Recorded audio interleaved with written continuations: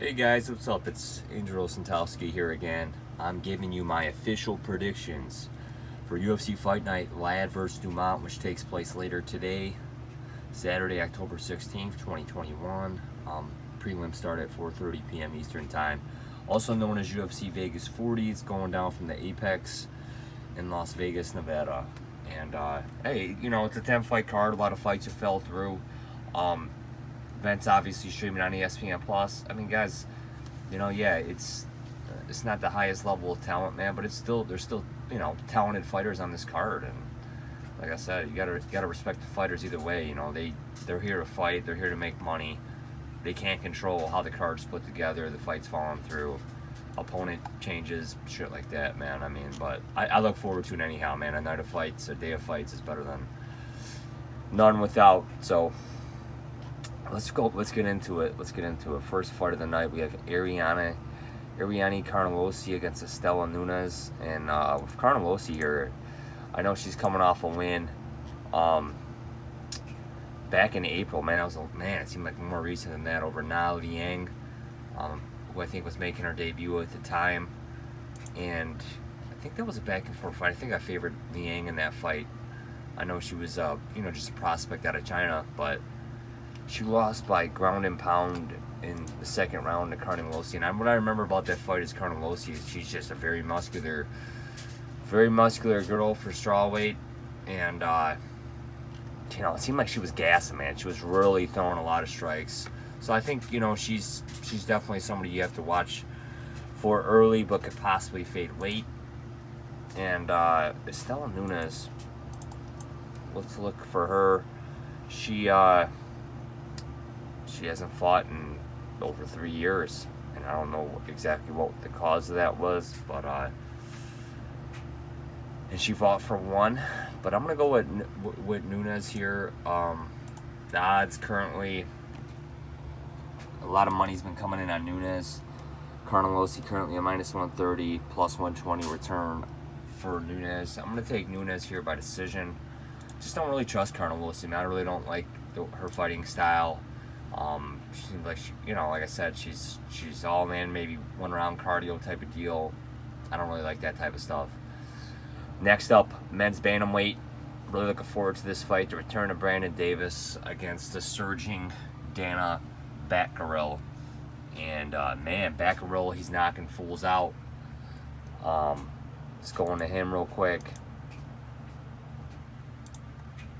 Man, he's from Mongolia, man, 32 years old, so man, he's got to make something happen now. It's hard to rise up in the rankings when you only fight a couple times a year, but hey, he knocked out the prospect Kevin Natividad his last time, knocked out Guido Canetti. Before that, no shame in losing to Elatang. He's going up against Brandon Davis here. And with Brandon Davis, he's on a 4-fight winning streak outside of the UFC, and even in the UFC, he lost to great fighters, man. Zabit, Barzola, Kang, Giga. A lot of those are split decisions, man. So glad he's getting another shot. He always comes to fight. He likes to fight. He fights often. So I'm gonna go with Batgerel here by first round knockout. But hey, man, if Brandon Davis wins, all the props to him. Really looking forward to this fight. I mean, I really think this fight should be on the main card. But let's look at the odds. A lot of money's been coming in on Brandon Davis. The odds on Batgerel are down to -140, and the odds on Davis plus 130. And I know Batgerel was closer to a 2-1 favorite earlier in the week, so pick's still going to be Batgerel here.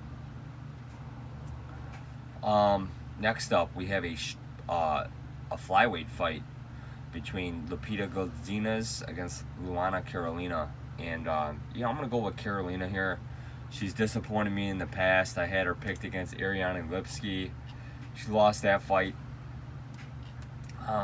She's still relatively, new in MMA. I guess she's 7-2, but I mean, she really hasn't fought the best competition. Lupita Godinez won last week. She's taking this fight a weight class up, so she's gonna be in fight shape. But still, I mean, she's going up against a bigger girl here.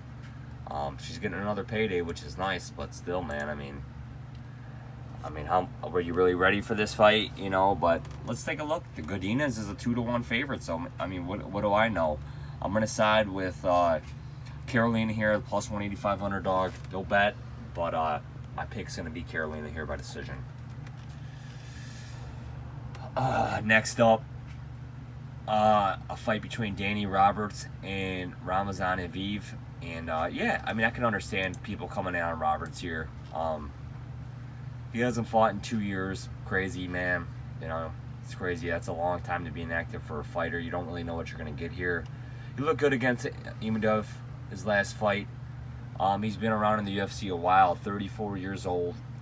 And I remember when he fought Mike Perry on that England card back in 2016. Man, it's been so long, man. It's just, this guy's been in the UFC since 2015. So this guy's been around a long time, man.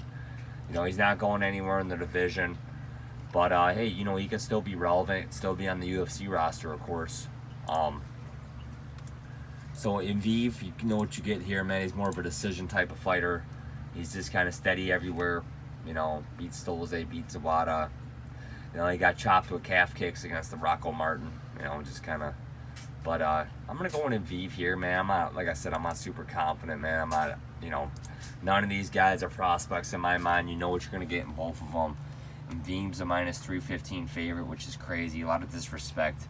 Danny Roberts here, man. You just don't know what you're going to get with either one of these guys. Never could lay the 3-1 on Emeev.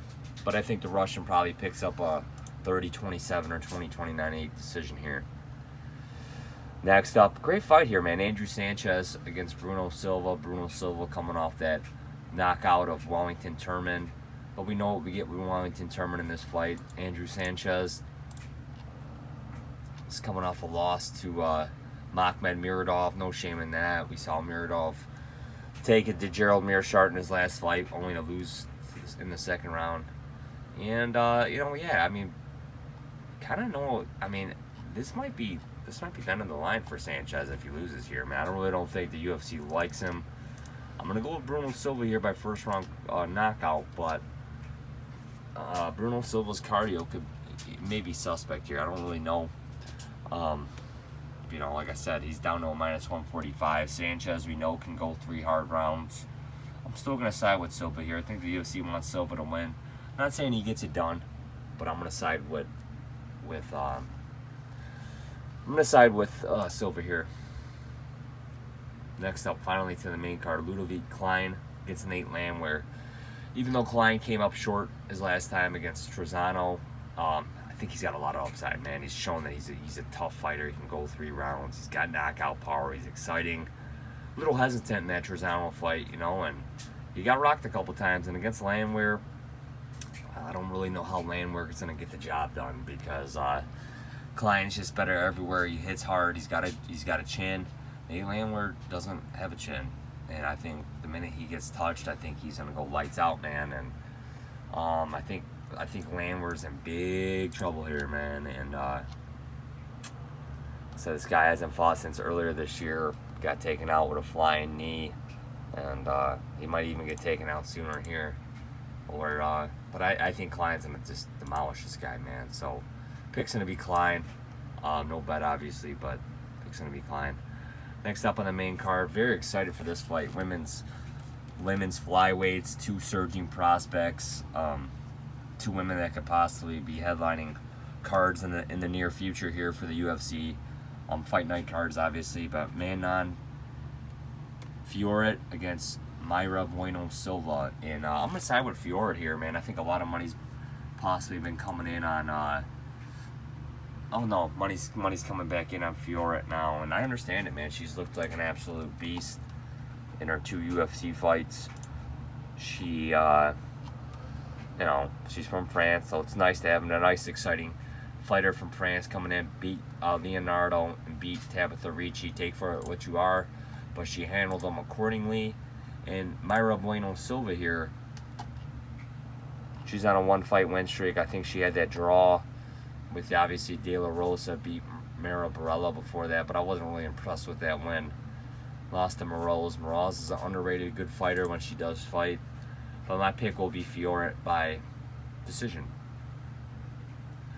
Jim Miller against Eric Gonzalez. I think Jim Miller still has gas in the tank, man. The guy still obviously wants to fight, makes weight, comes to fight, man. You know what you're gonna get with him. He's ready to go 3 rounds, ready to grind, man. He's ready to sub you out. And Eric Gonzalez, he's more of a striker. Miller, he can strike, but he prefers to grapple. I'm gonna go with Miller here, man. I'm gonna take Miller here.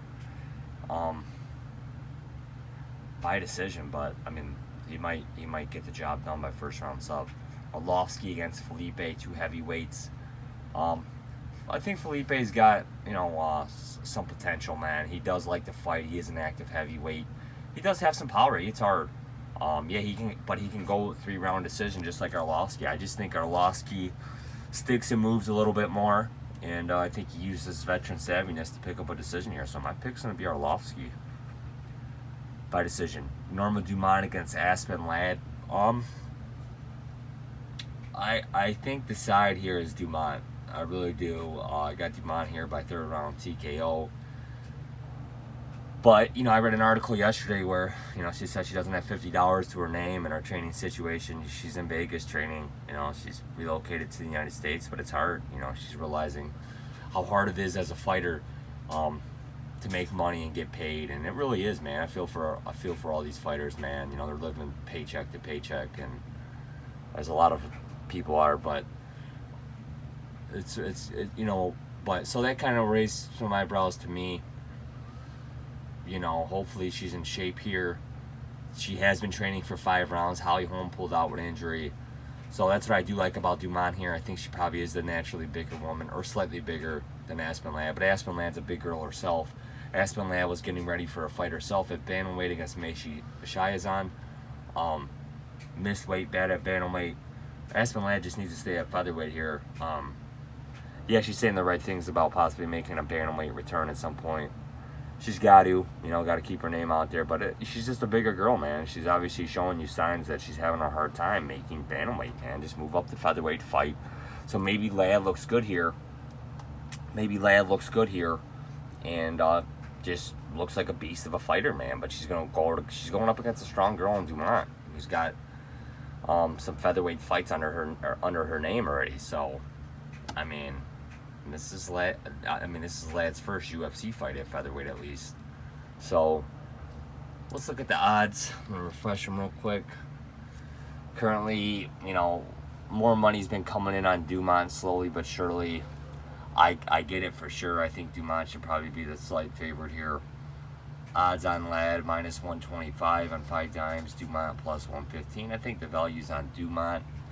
But I'm not going to be completely surprised here if Ladd comes out, gets a finish early, or even shows that she can go with the cardio, man. I mean, we don't know how these women are going to fare outside of the 3rd round or into the 3rd round, rounds 4 and 5. I mean, it could be, you know, anybody gets a takedown because the other one's so gassed, and just almost like that Arlovski-Barnett fight that headlined in 2016.